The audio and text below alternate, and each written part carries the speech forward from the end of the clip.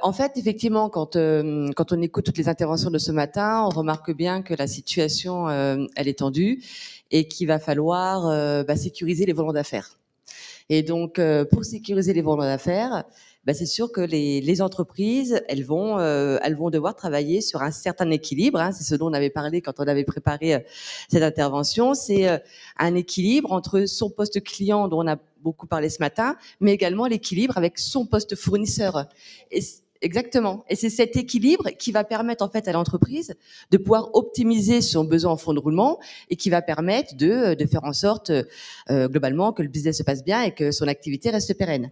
Et donc, comment, pour répondre à votre question, comment on peut aider une entreprise à essayer de maintenir cet équilibre dans cette situation un peu tendue, parce qu'on est plutôt dans une situation de déséquilibre en ce moment, ça va être de travailler sur la protection de ce poste client. Donc, on va le voir, hein, délai de paiement, solvabilité, encaissement.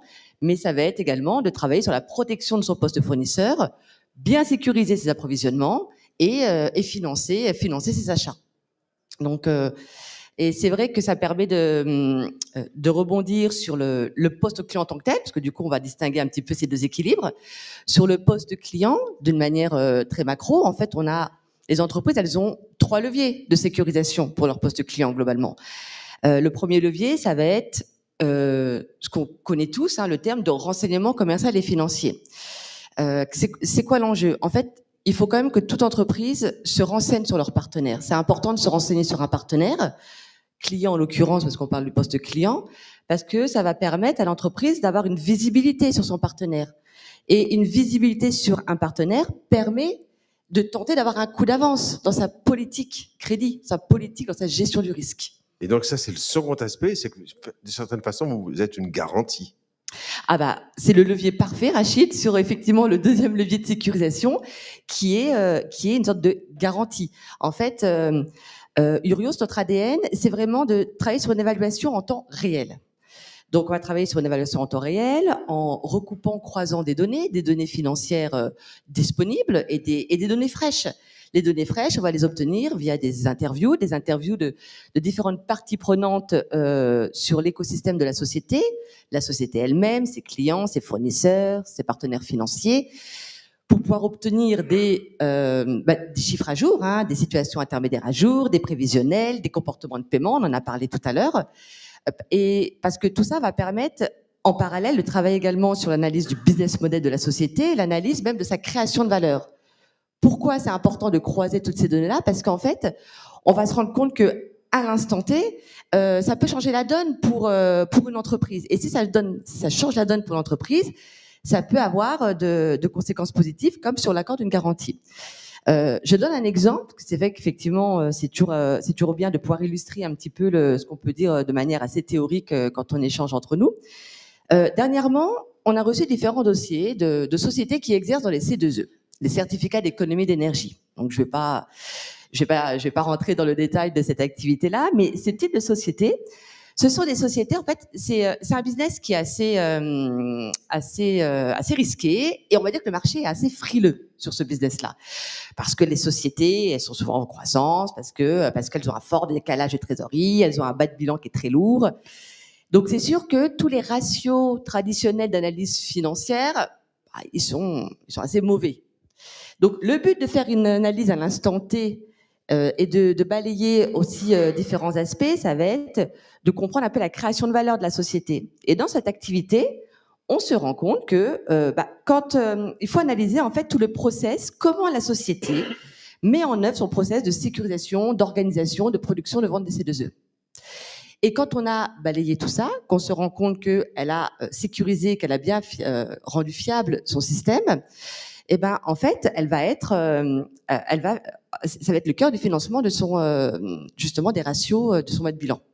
Et, du coup, l'évaluation d'Urios va être positive, alors qu'en termes généraux, elle est mal cotée. Et si elle est positive, Urios peut également accorder effectivement une garantie, parce qu'on a fait tout ce travail en amont. Et donc, le levier de la garantie, c'est comme une assurance crédit, on va dire, à la ligne, hein, single risk, via notre partenaire AIG. On ne travaille pas du tout nous sur du volume ou de la masse, hein, ou du portefeuille client, c'est vraiment le détail, une analyse d'une contrepartie à un instant T, et le but c'est de travailler dans le détail pour avoir une évaluation, on va dire, au réel. Le leitmotiv, c'est vraiment des relances préventives de l'autre côté pour en fait tout simplement avoir le cash nécessaire. Comme ça, c'est l'ultime, on va dire, levier de sécurisation, c'est accélérer le cash. Et donc, on en a parlé ce matin très bien, c'est différents leviers de prévention, donc comme la relance préventive, hein, qui va permettre de tout balayer en amont pour effectivement faire en sorte que en fait le règlement rentre à l'échéance convenue, idéalement, ou bien en tout cas de détecter des événements comme des litiges pour pouvoir les régler en amont afin de sécuriser le règlement de sa créance. Donc, il y a des actions effectivement préventives, des actions curatives, hein, avec des nettoyages de balance âgées, des actions qui sont proposées par des cabinets de recouvrement. Et on a une action qui a été donc évoquée tout à l'heure. Hein. C'est vrai qu'à ce jour, on ne peut aussi que recommander les entreprises de mettre en place un système d'automatisation du processus order to cash des entreprises via un logiciel. Et effectivement, la mise en place d'un logiciel qui va permettre effectivement d'automatiser certaines tâches, hein, on rentre pas dans le détail, mais ça va rendre globalement quand même les choses plus faciles, en tout cas avec plus d'efficacité et plus vite plutôt, plus vite et plus efficace.